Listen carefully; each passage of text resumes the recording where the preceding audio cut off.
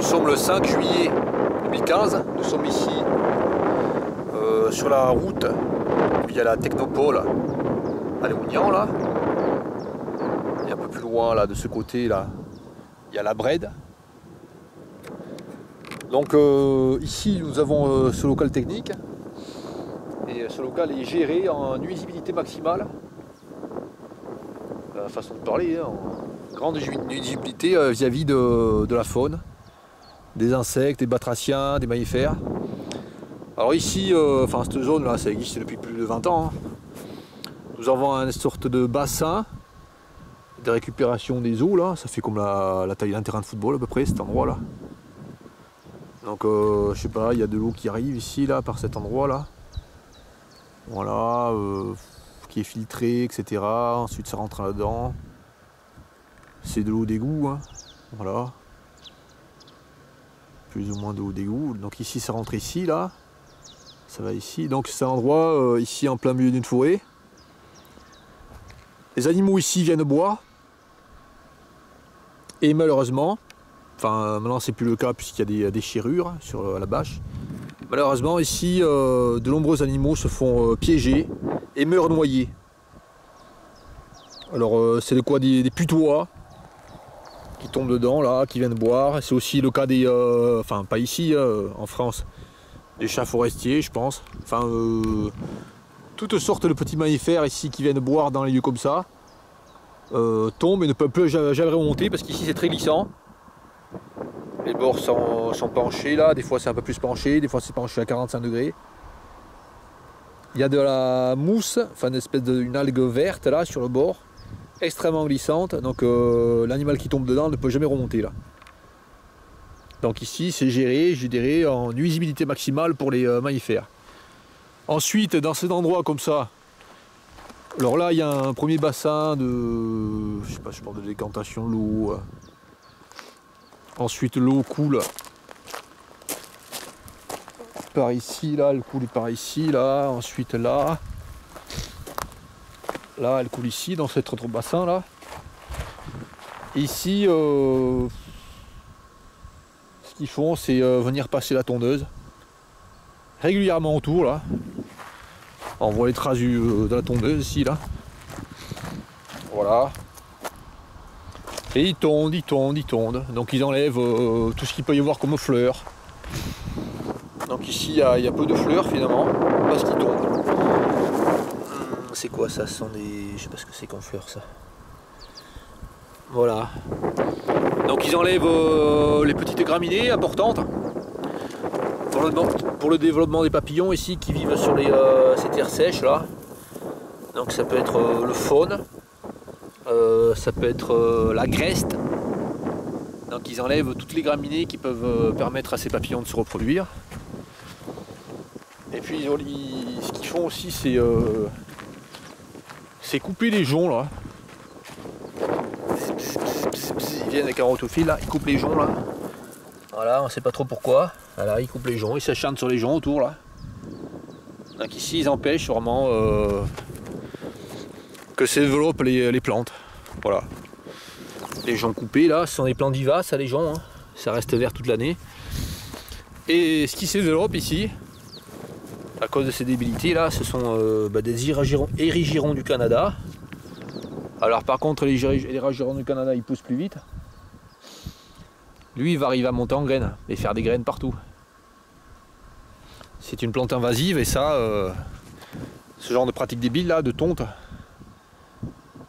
et de coupure des joncs, ça favorise tout ce qui n'est pas intéressant finalement. On voit sur ce bord là de cet étang artificiel là, donc au pied de l'eau ici il pourrait y avoir vraiment plein de plantes intéressantes, des joncs, des roseaux, etc. Mais ici ils enlèvent tout ce qui peut y avoir intéressant. Dès qu'il y a des roseaux ils les enlèvent, dès qu'il y a des joncs ils les coupent comme ça là. Voilà, ils empêchent vraiment la faune ici d'apparaître, la flore d'apparaître. Ils détruisent ici, voilà. Alors cet endroit que je connais là depuis des années, hein, c'était autrefois beaucoup plus vivant que maintenant. Alors ici à côté là, donc il y a ces deux bassins, il y a celui qui est ici et celui qui est ici qui font chacun taille de 46 bords à peu près. Et puis ici là, il y a une sorte de terrain.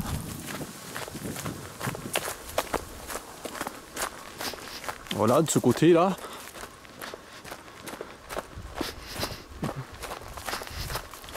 Où là il y a un étang derrière au fond là. Voilà, une vingtaine de mètres de longueur sur 10 mètres de large à peu près. Donc c'est le débordement de ces deux bassins là, quand ça déborde, ça vient dans cet étang. Et là ce grand terrain là qui fait 20 mètres de large là à peu près. Ouais, sur allez, je sais pas, 80 mètres de longueur. Bah, ce qu'ils font maintenant c'est le tondre. Voilà, ils le tondent régulièrement. Donc avant sur ce terrain, je me souviens, il y a 10-15 ans peut-être, ben, ce qu'il y avait ici, ce qu'on voyait c'est beaucoup de rainettes méridionales. Cette grenouille, la rainette méridionale, était vraiment présente ici en grande quantité. Donc en marchant ici dans l'herbe, c'était une herbe verte, au printemps c'est une herbe bien verte, de grandes herbes, enfin des herbes variées. On trouvait régulièrement ici, tous les 10 mètres, on voyait une rainette méridionale au sol. Ben, maintenant, c'est plus le cas, hein, même en venant au printemps, n'importe quelle saison, on voit plus de rainette méridionale. Et puis ici, ils ont transformé cet endroit en une espèce de pelouse pour rien. Voilà, ça sert à rien. C'est pas un stade de foot ici. Hein. C'est pas un endroit pour pique-niquer. Et là, nous sommes en pleine, il n'y a rien autour. Il n'y a pas de maison, il n'y a rien. Voilà. En pleine forêt, ils viennent ici pour tondre, voilà. Donc on voit ils ont tondu il y a pas longtemps là, voilà. C'est pas pour la production, hein, ils viennent tondre ici, voilà. Donc les graminées ici, là, elles permettent que se développent des papillons là, qui vont sur les graminées. Donc les chenilles vont sur les graminées, mais là ils tondent tout. Donc pas de possibilité de reproduction de papillons ici. Et je dirais même pire, ici c'est un piège à papillons. Puisque une fois que l'herbe est bien grasse là, enfin il grandit là, les papillons ils arrivent, ils voient ce terrain, ils pondent dessus, ils se reproduisent à côté, là ils pondent dessus au milieu là. Une fois qu'ils ont fait leur ponte, les chenilles mangent les graminées vertes là, ce qu'ils font c'est une tonte. Les chenilles se retrouvent sur un sol hyper sec comme ça là, sans rien à manger. Puisqu'ils tombent vraiment à ras le plus ras possible, elles se dessèchent et les chenilles elles meurent. Voilà. Donc ici c'est un piège à insectes ici. C'est un piège à lépidoptère. Alors plus proche là du fossé là, enfin, on voit pas le cas ici. Enfin, ce qu'il peut y avoir ici ce sont des lèches. Ces plantes qui ressemblent à des graminées mais qui ne sont pas des graminées. Sont les plantes hautes du fadé des lèches. Bon, ici on voit un fadé commun qui passe. Donc ce qu'ils font en plein d'endroits ici dans la région, c'est supprimer les endroits où il y a des lèches. Donc empêcher aux papillons protégés que les fadés des lèches de vivre en fait. Alors voilà comment ça serait s'ils n'avaient pas fait de tonte débile là, voilà, ça serait comme ça là. Ces graminées très fines là, avec des voilà. Puis des fleurs en quantité en quantité, voilà. Voilà les temps là. Ces graminées également là. Bon, chaque graminée abrite son groupe spécifique de papillons. Voilà. Donc ça serait très intéressant, mais malheureusement, non, c'est pas possible. Ils viennent tout détruire ici régulièrement. Là encore, on voit ce qui broie. Voilà, ces graminées là. Et ils font tout le tour, on voit ce qu'ils font là. Ça c'est avec un rotophile, ils viennent ici tout le tour, tout broyer. Ah non, pas là-bas, enfin ils broient toute partie. De l'autre côté aussi là. De l'autre côté de l'étang là, c'est pareil, c'est broyé. Donc ici, destruction très importante de l'environnement. Alors sur cette voie là, que j'appelle la voie romaine, je ne sais pas si c'est la voie romaine, mais peut-être une voie de ce côté. Il y a une zone de ce côté là, à 200 mètres à vol d'oiseau là. Et c'est une zone naturelle. Enfin, c'est une zone naturelle de une réserve géologique et une réserve naturelle. Et ici, j'ai filmé cet hiver.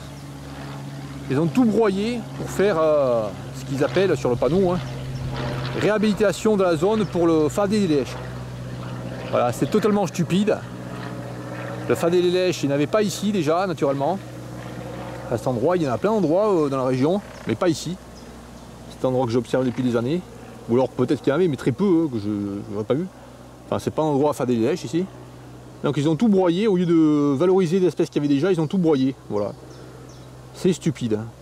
Et par ailleurs, on voit qu'à côté, aux autres endroits, ce qu'ils font, c'est broyer, tondre.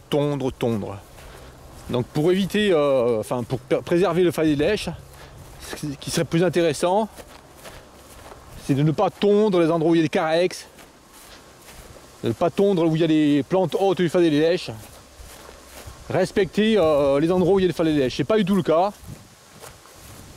J'ai remarqué que pas loin, au Barp, là où on trouve le Fadé des Lèches entre les pins, ce qui passe, c'est une machine pour tout aplanir, pour tout broyer entre les pins, pour rien d'ailleurs, je pense.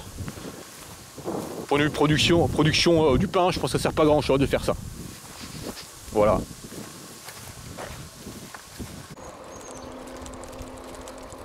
Alors voilà, nous arrivons là, quelques centaines de mètres plus loin, sur l'endroit que j'avais filmé cet hiver. Donc cette zone réhabilitée, comme ils mettaient sur les panneaux, pour le Fadé des Lèches. Alors ici, ils avaient broyé toutes les broussailles qu'il y avait là. On va voir ce que c'est devenu là. Allez, voyons voir ça.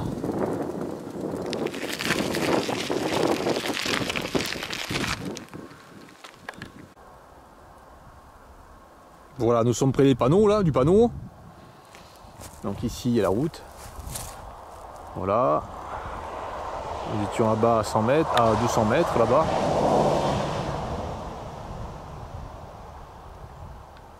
Oui, la zone technique. Donc ici le panneau. Donc gestion des landes en réserve, objectif restauration de zones humides, conservation du Fadé des Lèches. Absurde. Donc c'est bien de protéger le Fadé des Lèches, mais là ce qu'ils font là, c'est pas protéger le Fadé des Lèches. Alors qu'ici ils ont tout broyé, là, ce qu'il y avait ici. Tout a été broyé cet hiver là, à fond. Et on voit que ce qui repousse ici, c'est tout ce qui n'est pas intéressant pour le Fadé des Lèches. C'est la fougère aigle. Voilà, ça n'a strictement aucun intérêt pour le Fadé des Lèches, puisque le Fadé des Lèches, il faut des carex et certaines graminées, la molini bleue, enfin voilà. Donc ici, ils ont pas restauré le milieu pour le Fadé des Lèches ici. Ils ont détruit le milieu qu'il y avait, et là, il devient inintéressant. Alors ici, on voit des graminées qui poussent à des endroits. Alors on voit que ça a été broyé cet endroit, on voit au sol là. Enfin, ça a été réduit en bouillie là, cet hiver. Voilà, bon. Alors ici, il y avait il y a toujours eu ici des grands nègres des bois. On a un côté là. Ici, des Fadé des Lèches, moi j'en ai pas vu. C'est possible qu'il y en ait quelques-uns, mais pas énormément alors. Enfin, depuis plusieurs dizaines d'années que je connais cet endroit, j'ai pas eu de Fadé des Lèches ici. Avec des points bleus. Ah, ici, une chrysomèle. Ah, ici, là. Une jolie chrysomèle.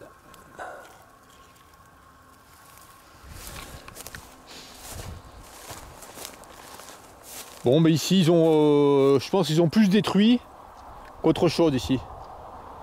Ils auraient mieux fait laisser le milieu comme il était, plutôt que tout broyer. En plus, il parle de restauration de zones humides. Ici, c'est pas humide, en fait. C'est pas une zone humide, c'est sableux. C'est pas une zone à Fadé des Lèches ici. Peut-être plus en bas, là où il y a la rivière qui passe. mais pas ici. Donc ici je pense que s'ils font ça, c'est par, je sais pas. Pour dire oui on a des fadets de lèche dans nos réserves et tout, bon ça sert à rien. Le fadet de lèche il faut le protéger là où il est déjà, plutôt qu'artificiellement créer des endroits où il y en a.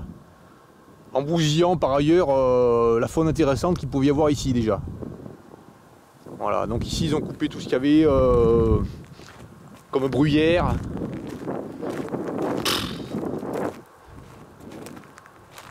Voilà, ils ont tout transformé ici.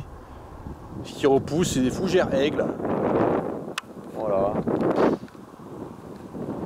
N'importe quoi et encore n'importe quoi. Voilà.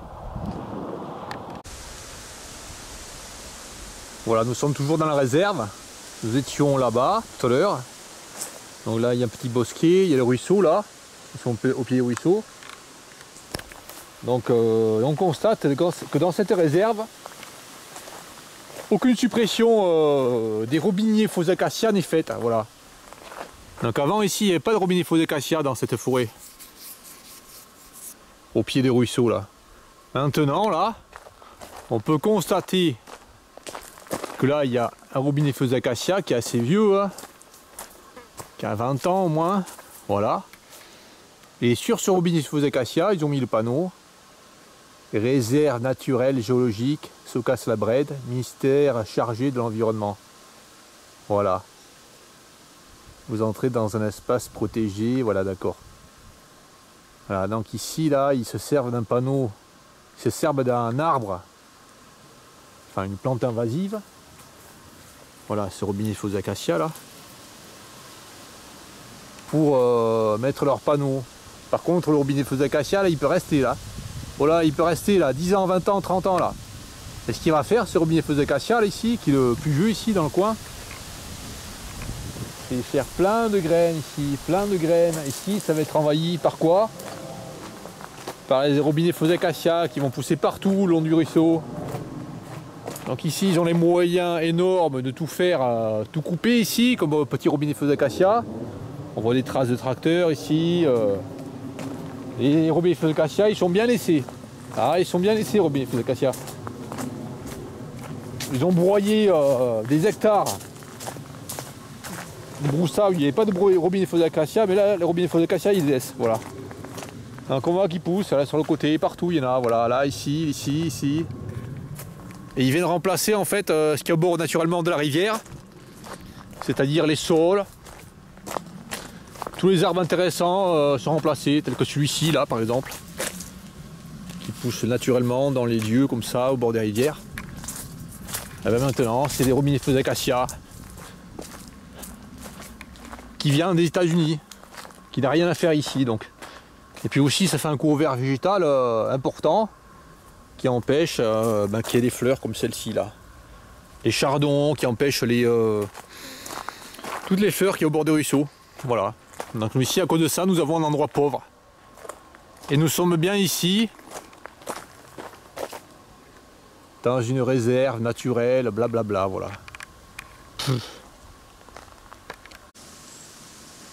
Un peu plus loin, au bord de la rivière. Une image complètement stupide dans une réserve naturelle. C'est un sylvain azuré qui est posé sur un robinet faux acacia. Papillon européen posé sur une plante américaine. Au bord d'un ruisseau là, voilà.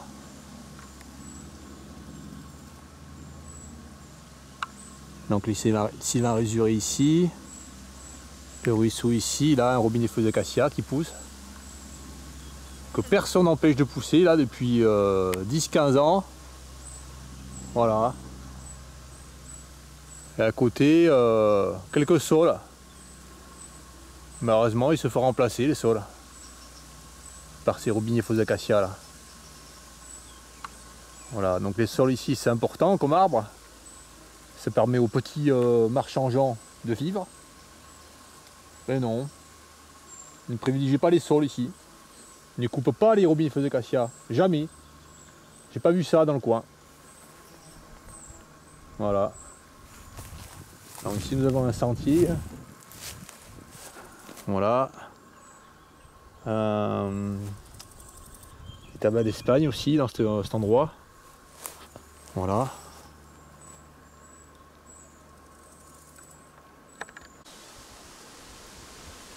Voilà, toujours le même sylvain azuré. Sur une fleur de ronce cette fois. Une très belle taille celui-ci. Au moins 5 cm d'envergure.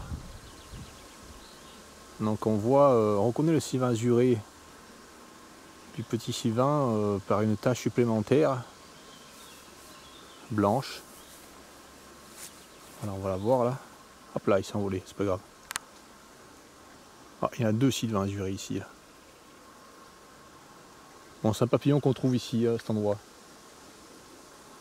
Quantité importante. Donc on voit ici comment le milieu est dégradé, hein, dans une réserve naturelle, qui est en réserve géologique depuis des années ici, en réserve naturelle depuis longtemps aussi. Donc on voit qu'ici ils font rien, hein, ils font strictement rien. On voit ce petit arbre là, dont le diamètre fait 5 cm. Il a poussé sans que personne ne vienne le couper ici, jamais. Et c'est un robinifex d'acacia, voilà. Donc ici, s'il continue comme ça, tout va être dégradé. Ici des fleurs de clématite. Voilà, c'est ça la clématite. Et ça, une fois que ça a fleuri en automne, ça fait comme des espèces de plumeaux blancs, comment dire, des graines montées sur petites ombrelles blanches. Un peu comme les fleurs de pissenlit quand elles sont en graines. Voilà.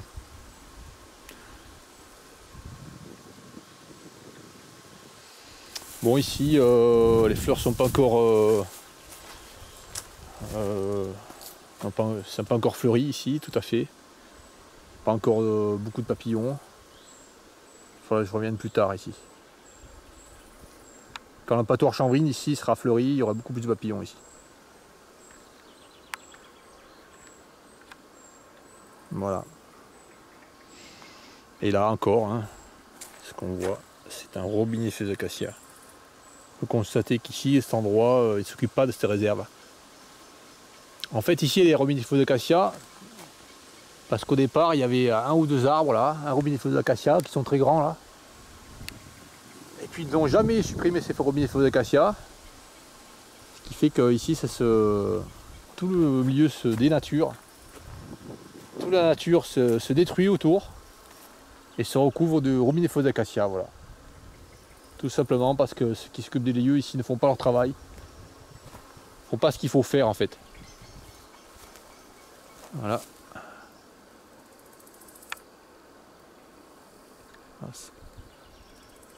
Zygène sur les fleurs de ronce.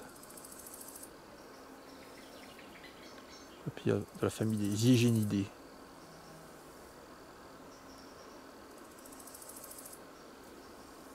Partie des hétérocères, donc des papillons de nuit.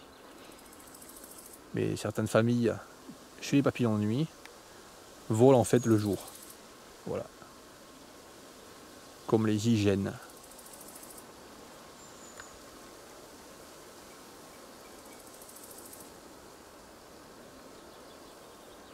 Plusieurs espèces de zygènes comme ça avec les ailes rouges.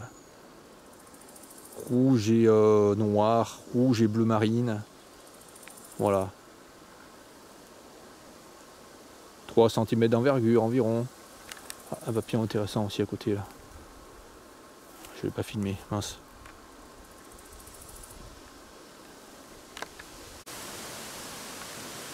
Nous étions là. Donc ici à côté là, de la brionne dioïque. Donc c'est la cucurbitacée française, sauvage. Donc ici il y en a.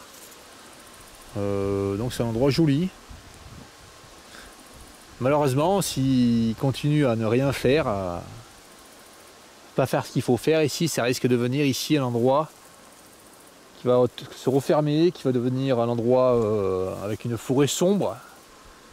Il y a plein de robinifex d'acacia comme ça, et il n'y aura plus de papillons intéressants, plus de fleurs. Ça sera devenu vraiment un endroit ça risque de devenir un endroit moins intéressant pour la faune, pour la flore, etc.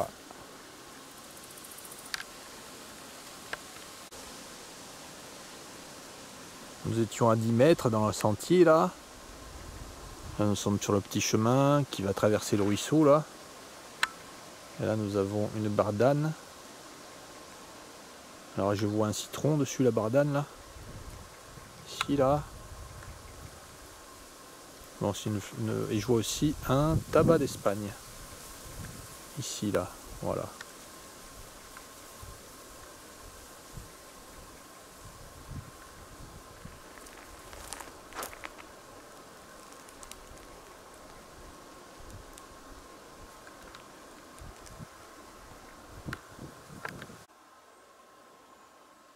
Voilà un des sylvains azurés. Un des deux sylvains azurés qui se pose près du ruisseau pour se nourrir, pour boire et se nourrir de sels minéraux qui est au bord là.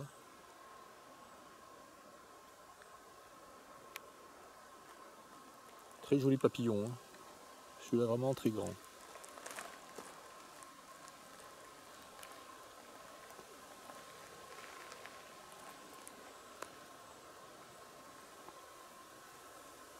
Donc on voit une ligne de taches blanches sur la face supérieure des ailes.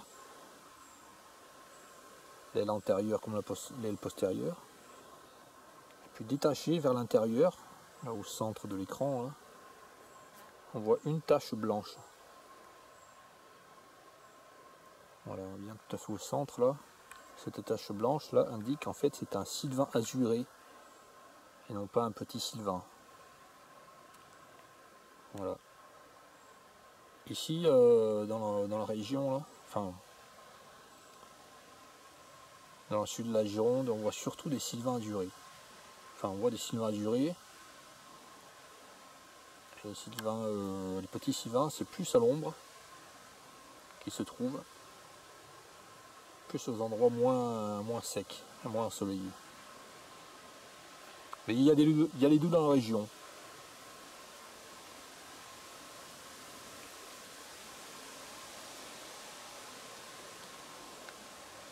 Voilà. La rivière est tout à côté.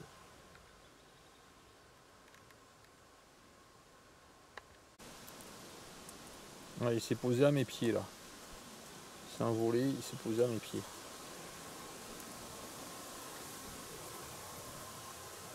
Je vais vous montrer la taille qu'il fait, il est assez grand. Hein. Et comme autre particularité qu'il a, le sylvain azuré par rapport au petit sylvain, c'est des reflets au soleil bleu. D'où son nom, sylvain azuré. Voilà.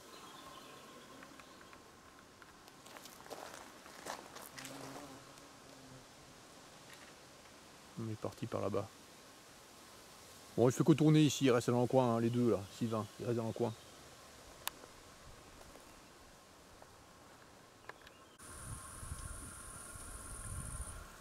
Nous étions à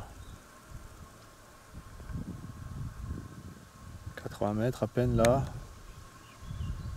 Puis il y a le ruisseau.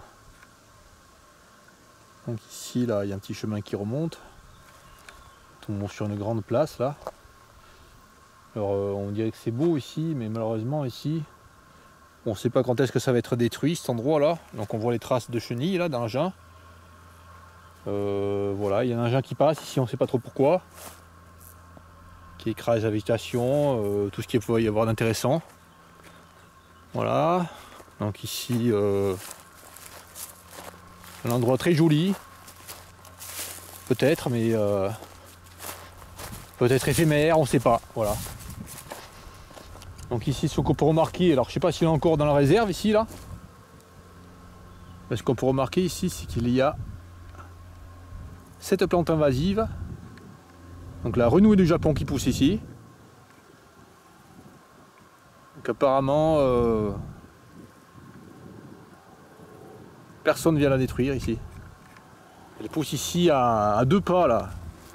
Puisque les derniers panneaux que j'ai vus là de réserve géologique, ils sont à quelques dizaines de mètres ici. Donc à 2 pas de la réserve géologique et de la réserve naturelle se trouvent des renouées du Japon. Voilà. On voit jamais les renouées du Japon qui sont coupées ici dans la région. On voit plein de plantes coupées, mais des renouées du Japon jamais. C'est bizarre, hein. Donc on voit qu'ici le sol a été travaillé à un moment donné, hein. Voilà. On voit que c'est pas naturel cet endroit, hein. Petit à petit la végétation repart ici là. C'est riche en espèces de papillons. On ne sait pas ce qu'ils vont faire ici encore.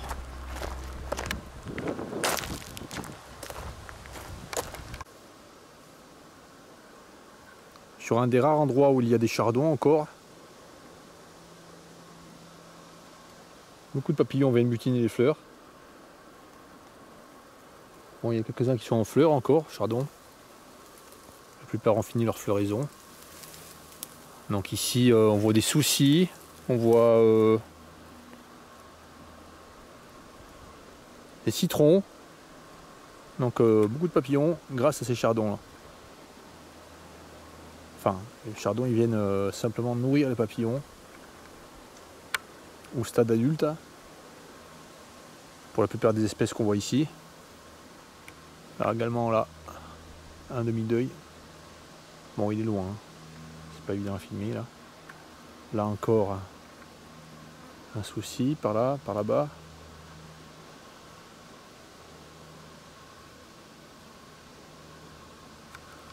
Voilà.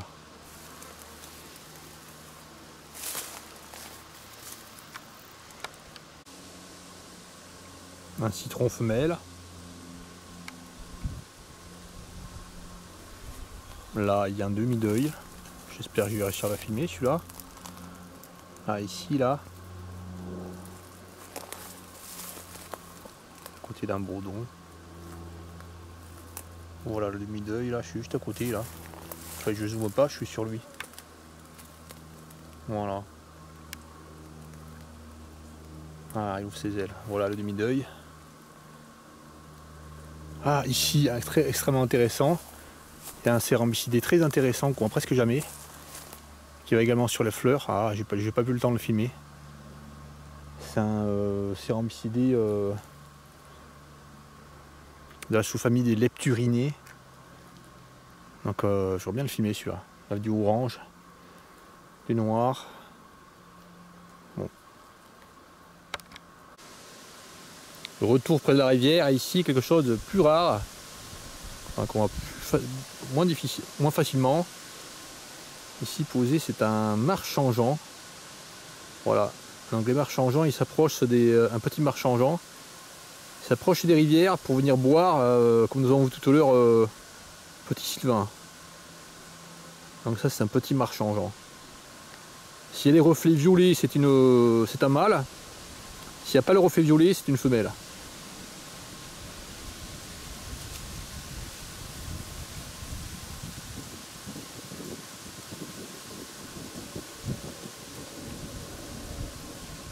Je m'approche un petit peu. Je suis à 5 mètres.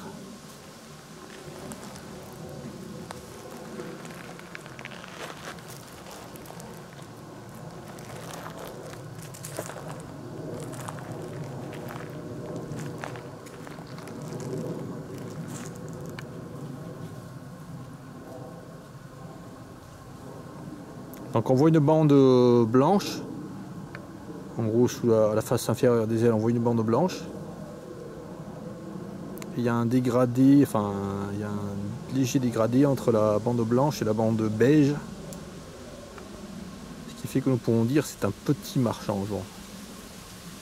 Pour un grand marchangeant, il n'y a pas de dégradé, ça passe directement du blanc au brun foncé. Voilà. Donc en voyant les reflets, on va voir si c'est un petit marchangeant ou un grand marchangeant. Enfin, si c'est un mâle ou une femelle.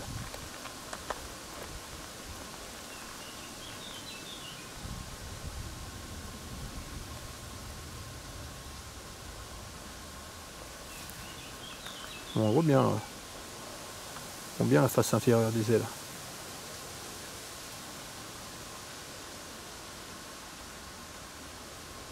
Bon, je vais le finir sous un autre angle. Je me suis approché un petit peu là. Il ouvre jamais les ailes.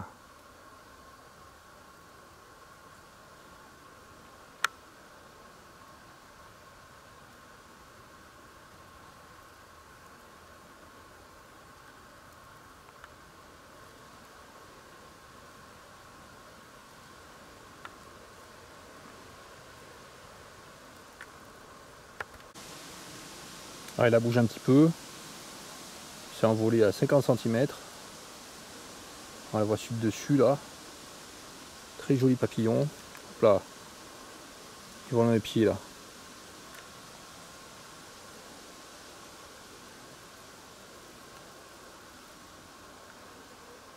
Bon, j'attends qu'il ouvre ses ailes. Hein. J'ai pas vu de reflet violet.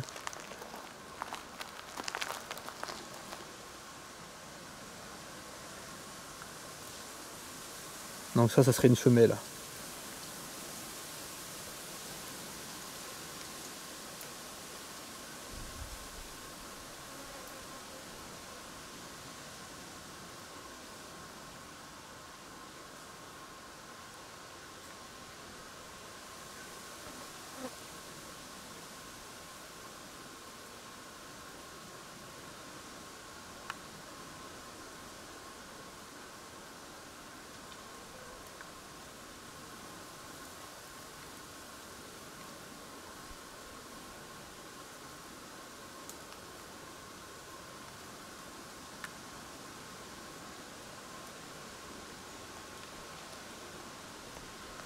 Voilà.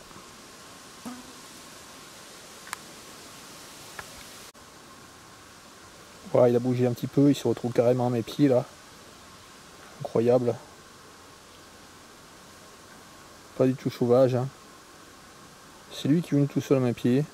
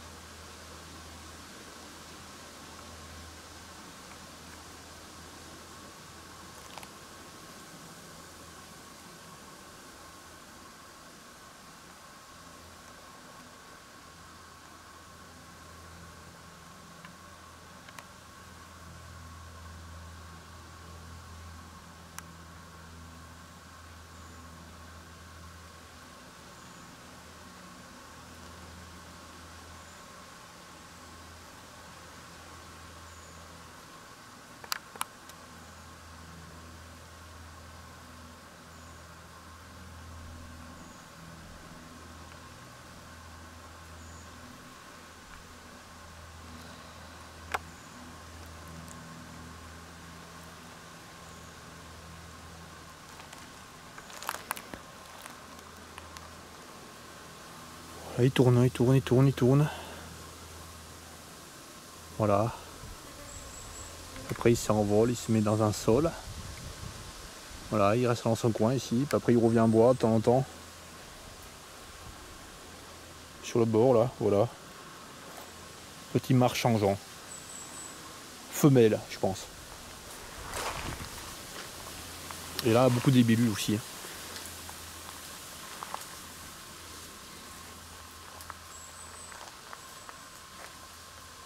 Comme celle-ci là. On a toutes sortes de libellules ici. Voilà.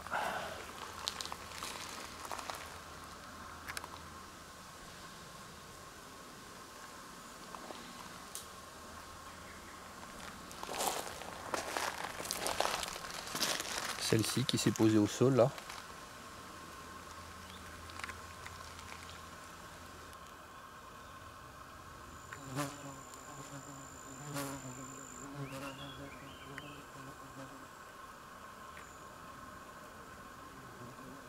Voilà.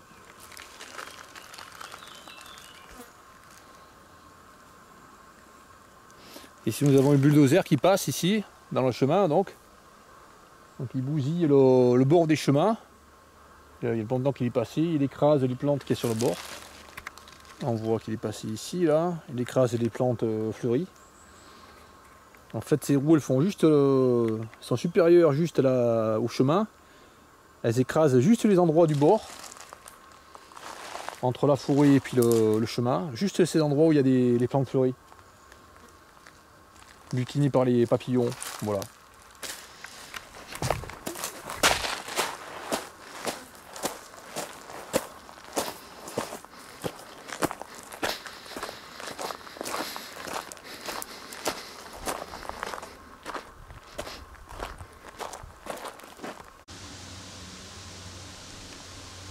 Voilà, nous revenons vers l'entrée de la réserve, à côté de la route qui est là-bas. Voilà, nous avons le grand panneau que nous avons vu au début. Et ici nous passons devant un petit panneau là. Réserve naturelle, géologique, Secas, la Brède, etc. Interdiction de cueillir, etc. Passer en moto, etc. Donc ici, tout un tas d'indications. Donc ici on voit un bord de chemin qui naturellement est riche en graminées. Pour accueillir beaucoup d'espèces de papillons ici. Des faunes, des agrestes, etc. Et ici devant le panneau on voit que c'est la bouée. Carrément la bouée, passée avec des tracteurs ici. On voit qu'il y a des tracteurs à chenilles qui passent ici, là. Parce qu'en fait, ils passent entre les rangs, là. De pins, qui font 5-6 mètres de hauteur, ces pins. Et après, ils font demi-tour, là. Ils passent aussi, là, le long des chemins. Et ici, juste devant, là, le panneau réserve naturelle, etc. On s'aperçoit que c'est la bouée sur une largeur de 5-6 mètres. Voilà. Donc ici... encore n'importe quoi.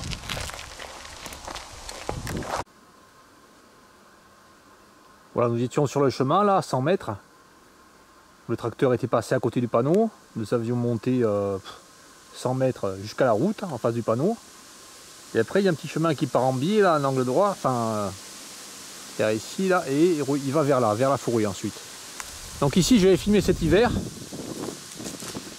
Au mois de janvier, je crois bien, ouais. Et ici, il y avait ces plaques ici de fibrociment, là, du ciment à l'amiante, ici, là, qui avait été jeté. Donc je sais pas si nous sommes dans la réserve, là. En tout cas, nous sommes vraiment à la limite. Hein. En tout cas, c'est interdit de rentrer ici en véhicule. C'est interdit à tout véhicule ici, à moteur. Hein. Par ce chemin, c'est interdit, donc. On ne peut pas rentrer par ici, puisque c'est la réserve. De ce côté, il y a un accès là, par ce chemin, mais c'est une voie privée, donc c'est interdit de rentrer ici. Donc ici, il y a des gens qui sont venus jeter des ordures ici. Donc ces plaques là de fibrociment. Je vous montre le taille qu'ils font, hein. Voilà, et c'est là depuis cet hiver.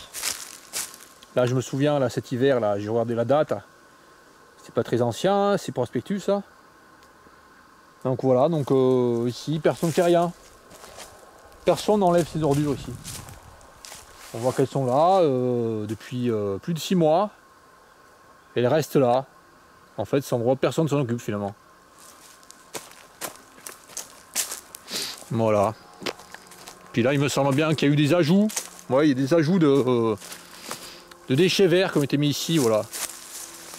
Donc ici, ils mettent des déchets verts, les gars, qui habitent pas loin là. Ce qu'ils font, c'est qu'ils importent des plantes de leur jardin ici, et ce qui pousse après, ce sont des plantes ornementales qui deviennent invasives. Voilà. Ici, on voit des haies de thuya, ce qui démontre ici que dans le coin, ils connaissent rien à l'environnement, donc ils mettent des thuyas au lieu de mettre des plantes qui font des haies naturelles, telles que le tels que par exemple le prunelier ou d'autres plantes naturelles qui peuvent former des haies. Mais ici, dans le coin, il y a des tuyas, ils le taillent, après ils vont le jeter dans la nature. Voilà.